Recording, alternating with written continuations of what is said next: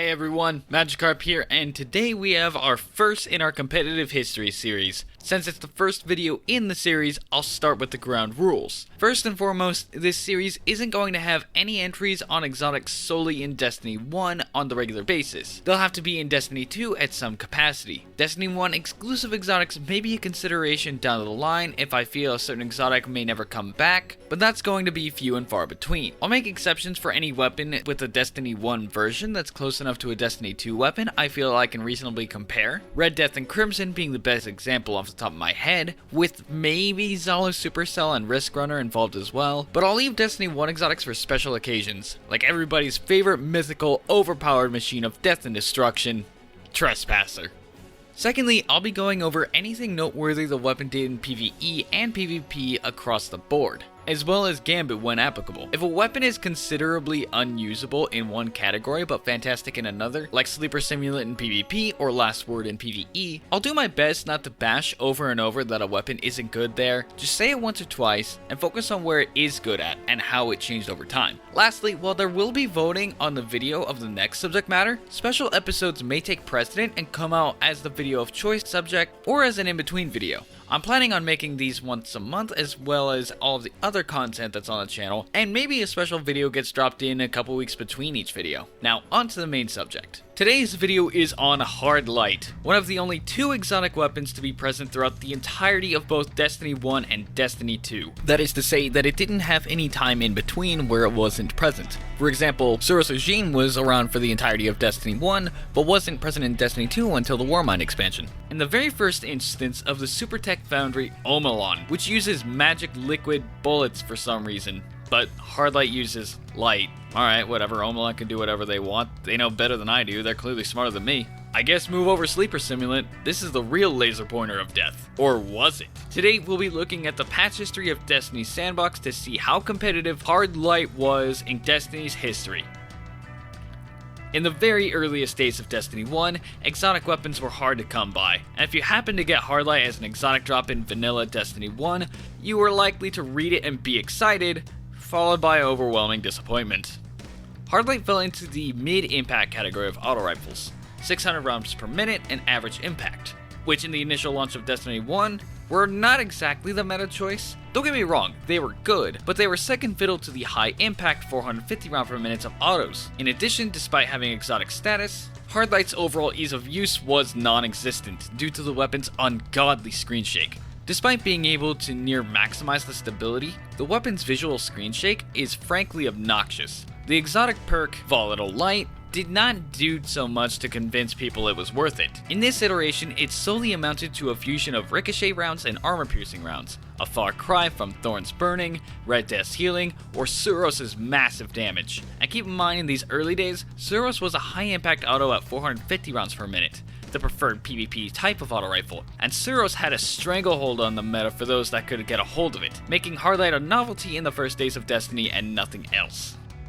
The absolute gutting of auto rifles meant that most uses for auto rifles were non-existent in the Dark Below. While you could make an argument for Hard Light in the first encounter of Crota's End since you didn't need to be overly precise, and Hard Light's over penetration could actually do work on Thrall, there wasn't really a need for it. In every other encounter of Crota's End, Vault of Glass, and Nightfalls, it basically amounted to throwing. With the introduction of exotic shards as materials and a 36 weapon slot vault, Hard Light was basically Destiny's version of endgame materials on delay. Just hold the delete button for 5 seconds and you have your exotic shard. It was unfortunate to see such a unique exotic tossed into the dirt right away, but in the dirty early days of Destiny 1, you really couldn't have a weapon that wasn't going to do you any good. And with only 36 vault slots, Hard Light did not do enough to justify it.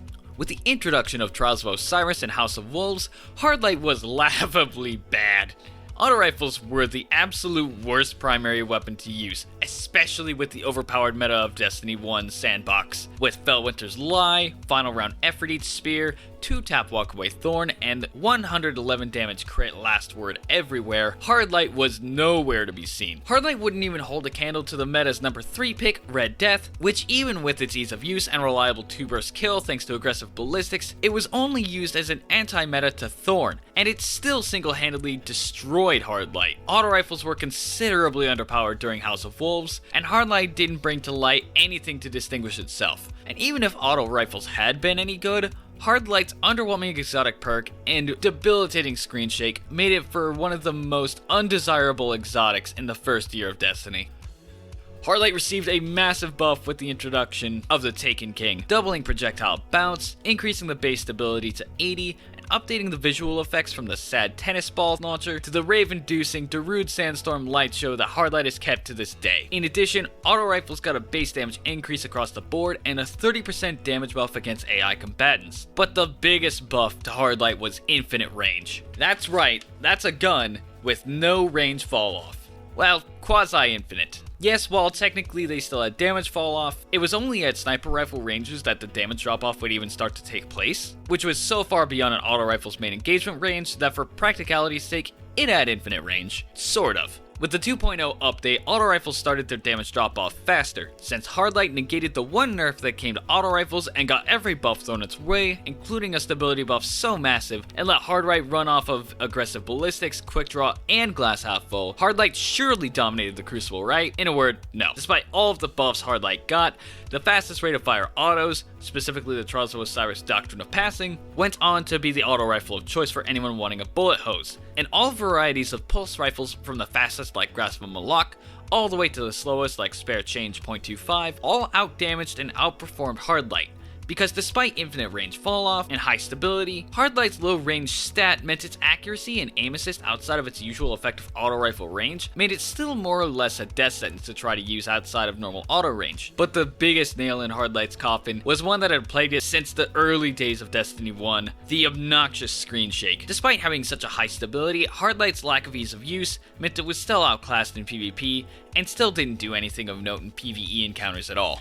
Update 2.1.0 happened and yeah, nothing good happened to Hard Light. The overpowered Hammer Titans got tuned, things around it were nerfed, but Hard Light, well for it was more of the same. Too wildly bouncy and unwieldy to make use of. Same story with Rise of Iron. A 1.5% increase to damage and hipfire accuracy bonus were all the buffs that it accrued over that time, which were not enough to pull it out from its miserable hole. Update 2.3.0 brought with it a few changes to the holistic Destiny Crucible sandbox. Special ammo was reduced across the board and put a massive emphasis on primary weapon play. In addition, auto rifle crit multipliers were raised from 1.25 times to 1.3 times. So between less shotguns running around and stronger auto rifles, Hard Light was still laughably bad. Like, come on, why would you use this when this exists? Not to mention, sidearms stomped all over auto rifles, especially Hard Light. What with their blazing fast time to kill and super consistent accuracy and access to ammo, Hard Light established the baseline as one of the floors of an exotic that you could ever ask for. If a weapon was worse than Hard Light, then it really did have no chance to shine anywhere. If you go back into Destiny 1 now, you can go and boot it up and see it is indeed a gun. But Omelan's flagship weapon paled in comparison to Suros' options, and even in that Crota encounter, you were better off with the Necrochasm.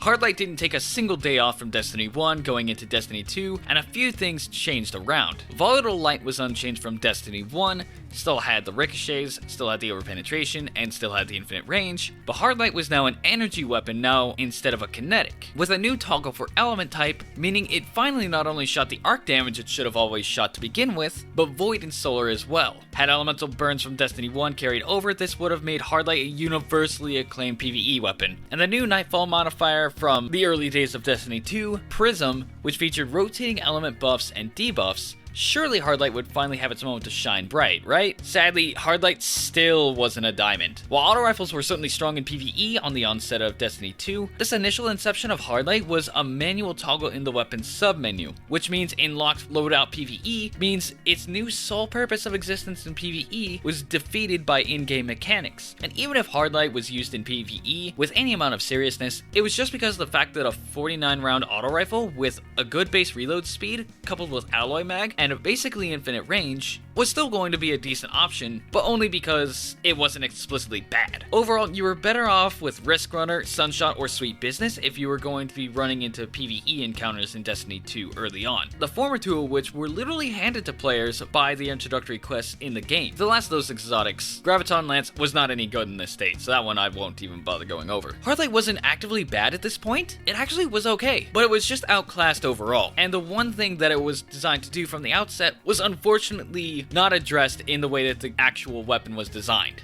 But the biggest insult to injury came from the PvP side of the game. Omolon made the most dominant weapon of the early days of PvP in Uriel's Gift, which had all of a high range optic for increased range, an oppressively strong amount of flinch in high caliber rounds, and tapped the trigger for super high consistency, especially on controller. It was a PvP weapon through and through. Nothing flashy, just consistency. Hardlight occupied the opposite end of the spectrum, all show and no substance. These factors combined with the fact that the other full-time Destiny 1 and 2 exotic, the Mata Multi-Tool, was a dominant force alongside Uriel's Gift, which meant that Hardlight was once again relegated to being a PvP gimmick at the absolute most, and not even a good one at that. What a shame that Omolon outdid themselves with a generic legendary versus their own flagship exotic being tossed into the ground. Hardlight could not catch a break with the seasonal update that came with the Warmind expansion. While it did once again get some considerable buffs in an exotic masterwork, giving it a fully maxed out stability stat, Orb of Light generation on multi-kills, the ability to finally change its elemental affinity by holding reload, even though it was the wrong order of sequencing of elements for Prism until months later, and double damage on ricochet bullets, Hardlight struggled to be relevant. Not really much else can be said on the weapon when, even with a myriad of buffs that it had gotten, a maxed out stability stat, it still rattled hard enough to give its user motion sickness for anyone firing it for too long. It was a sad state of affairs for our favorite rave machine.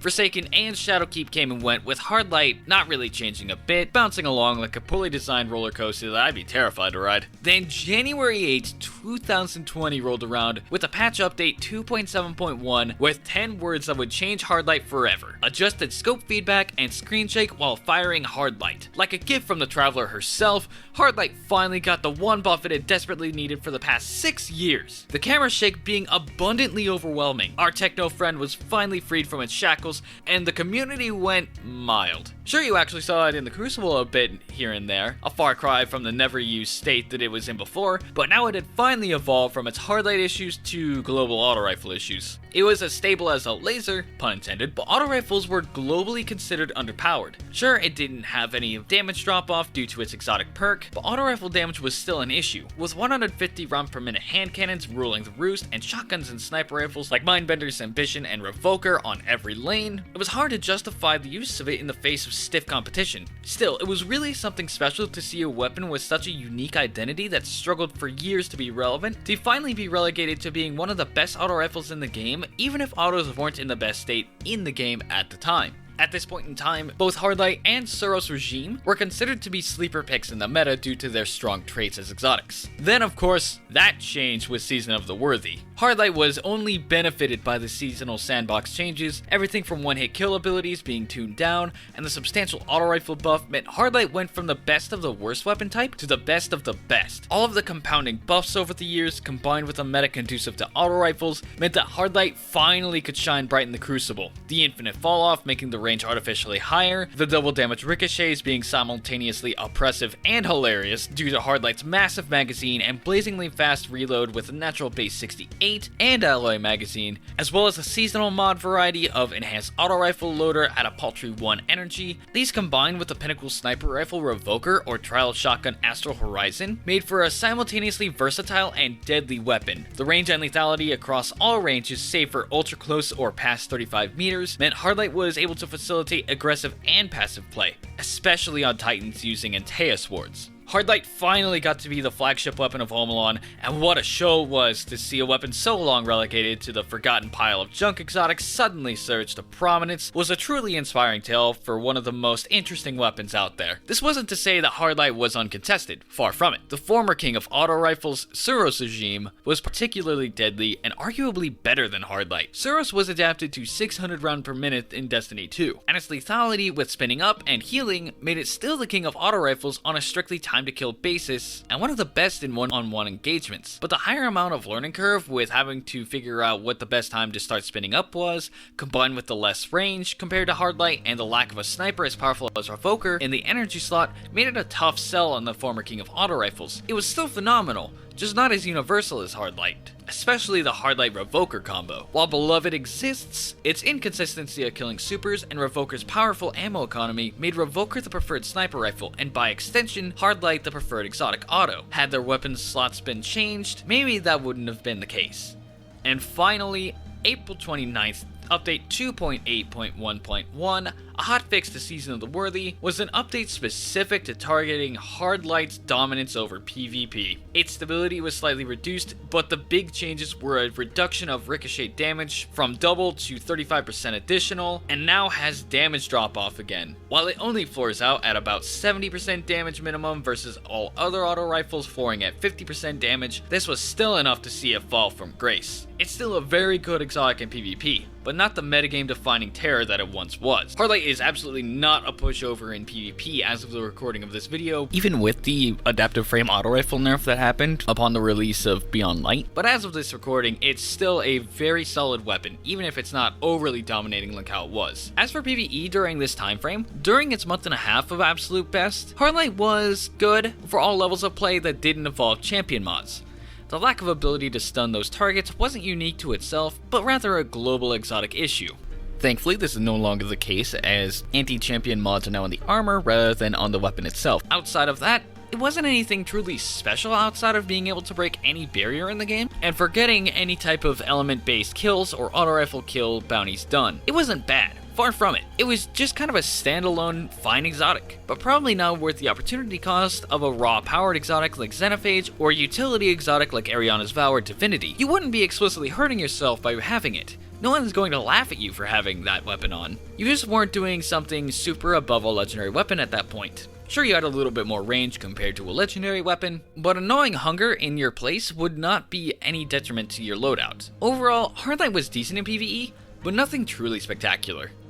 And that's it. So how did Hard Light fare competitively?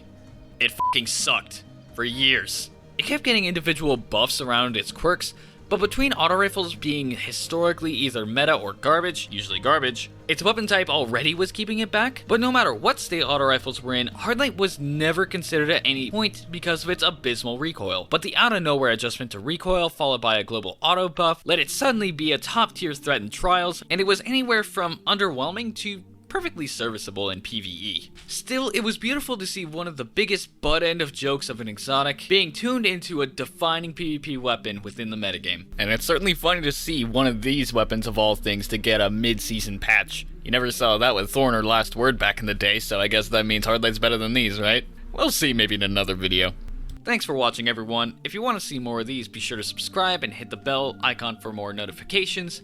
I think that's going to be it for this first video. Let me know what you think, and I'll see you on the next one. Thanks for watching the video. If you enjoyed it, be sure to hit the subscribe button down below and ring the bell for notifications on new videos. And if you want to see more, be sure to click on the videos on screen, and if you really want to help me out, consider joining me on my Patreon. Every little bit helps to keep my videos going and keep my lights on. We'll see you on the next video.